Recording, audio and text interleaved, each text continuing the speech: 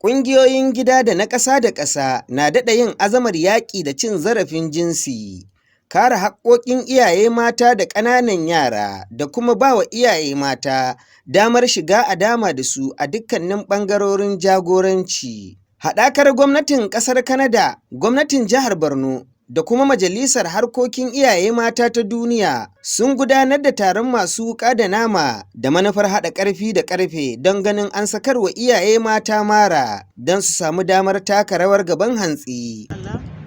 Wannan taro dai taro ne mai amfani kuma mai faɗakarwa ga al'umma musamman matanmu na Borno. Don wannan taro ne an yi na musamman don Gender and Equal Opportunity Bill.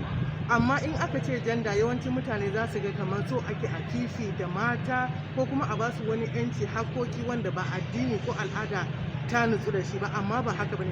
In ka ji ma aka ce an equal opportunity bill, so ake a ce a matsayinmu na mata al'umma ne ya kamata a daraja mu, a ba mu cancanta da kuma hakkokinmu yadda ya kamata mu ma a matsayinmu na mata mu ba da tamu gudunmawa. Mun gode ma wannan organization da ta dawo da wannan magana, kuma irin abubuwa ba sabon abu bane a wajenmu.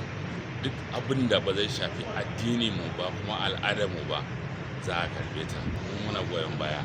Malaman addini, sarakunan gargajiya, shugabannin al'umma da kuma wakilan ƙungiyoyin fararen hula ne suka gabatar da ƙasidu da muƙala a wajen wannan gagarumin taro, wanda kuma aka yi amannar cewa yin aiki da shawarwarin da manazarta ke badawa zai taimaka matuƙa gaya wajen rage raɗaɗin cin zarafin jinsi da kuma kare muradun iyaye mata da ƙananan yara. Sabiu Malam, Quick Action TV daga birnin Maiduguri.